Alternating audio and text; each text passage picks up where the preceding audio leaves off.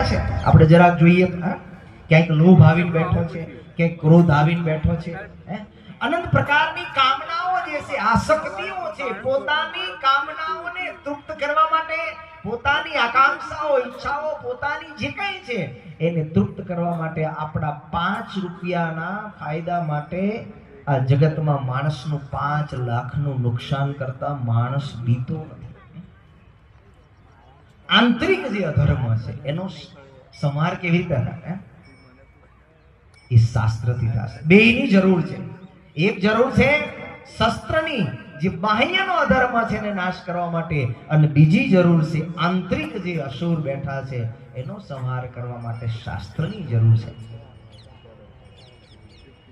આજે પારિવારિક સમસ્યાઓ ઘણી બધી છે, આપણે જોઈએ છે દરરોજ નિત્ય નવા પેપરની અંદર. આજે દીકરો કે દીકરી પોતાના માતા પિતાનું વચન એને માનતા નથી. શું કામ? આનું કારણ શું? આંતરિક ધર્મ તૂટ્યો.